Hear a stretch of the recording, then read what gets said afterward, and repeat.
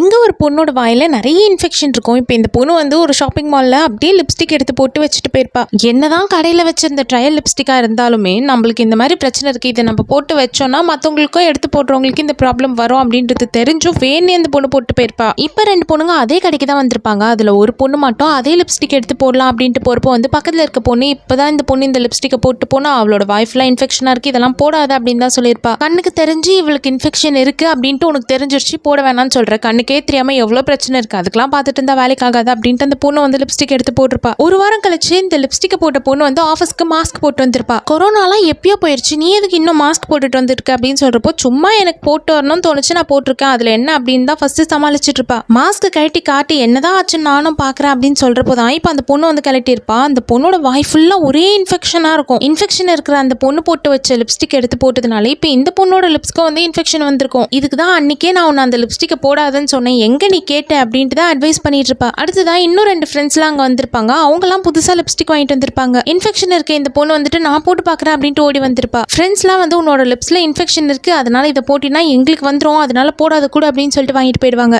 ஏன் லிப்ஸ்லயே இன்ஃபெக்ஷன் இருக்குன்ட்டு என்ன போடக்கூடாதுன்னு சொல்றீங்க, இப்ப பாரு உங்க எல்லாருக்கும் வந்து இதே இன்ஃபெக்ஷனை வர வைக்கிறேன் அப்படின்ட்டு அந்த பொண்ணு வந்து வில்லி மாதிரி மாறிடுவா. இப்ப பக்கத்துல ஒர்க் பண்ணிட்டு இருந்த பொண்ணு வந்து காஃபி வச்சுட்டு போயிருப்பா. அதனால அதே லிப்ஸ்லயே எடுத்து குடிச்சிட்டு வச்சிருவா. அந்த பொண்ணு திருப்பி வந்துட்டு அதே காஃபி எடுத்து குடிக்கலான்ட்டு பாக்குறப்போ அந்த ஸ்ட்ரால வந்து லிப்ஸ்டிக் மார்க் இருக்கும். நம்ம இதை குடிக்கவே இல்லையே, எப்படி மார்க் இருக்கு அப்படின்ட்டு அப்படியே கண்ணாடி வழியா பார்த்தா பக்கத்துல இருக்க பொண்ணு வந்து வில்லத்தனமா சிரிச்சிட்டு இருக்கா. நீதான் எல்லாத்துக்கும் காரணமா, உனக்கு சரியான பாடத்தை சொல்லி கொடுக்குறேன் அப்படின்ட்டு இப்ப இந்த பொண்ணு வந்து சாப்பிடலாம் அப்படின்ட்டு சாப்பாடு வச்சுட்டு போயிருப்பா. இந்த இன்ஃபெக்ஷன் இருக்க பொண்ணு வந்துட்டு இதை எடுத்து நம்ம சாப்பிட்டு வச்சிடலாம், அவளுக்கும் வந்து இந்த சாப்பாடு சாப்பிட்றப்போ வந்துட்டு அந்த இன்ஃபெக்ஷன் வந்துடும் அப்படின்ட்டு எடுத்து சாப்பிடுவா. பார்த்தா ஒரே காரம். இவ வேணும்னே இன்ஃபெக்ஷன் வந்து எல்லாருக்கும் ஸ்ப்ரெட் ஆகணும்னு நினைக்கிறா அப்படின்றத தெரிஞ்சுக்கிட்டு வேணும்னே வந்து பச்சை மிளகாவை நல்லா பேஸ்டா அரைச்சு அந்த சாப்பாட்டுல கொட்டி வச்சிருப்பாங்க. அதை எடுத்து சாப்பிட்ட உடனே பயங்கரமா காரமா இருக்கு. இப்ப ஷாப்பிங் மால்ல நிறைய கடைகள்ல வந்து நிறைய சாம்பிள் ப்ராடக்ட்ஸ்லாம் வச்சிருப்பாங்க தான். நிறைய இடத்துல நிறைய சாம்பிள்ஸ் இருக்கும் தான். எல்லாத்தையும் எடுத்து வாயில போட்டுக்கிறது, ஃபேஸ்ல போட்டுக்கிறது, கண்ணில் போட்டுக்கிறது அப்படின்ட்டு இல்லாம நம்மளும் வந்து கொஞ்சம் சின்சியரா கேர்ஃபுல்லா இருக்கணும். நம்மளுக்கு இருக்கிற பிரச்சனை மற்றவங்களுக்கும் ஸ்ப்ரெட் ஆகலாம். இல்ல நம்மளுக்கு பிரச்சனையே இல்லைன்னா முன்னாடி போட்டு யாராவது வச்சுட்டு போயிருந்தாங்க அப்படின்னா அது வந்து நம்மளுக்கும் ஸ்ப்ரெட் ஆகலாம்.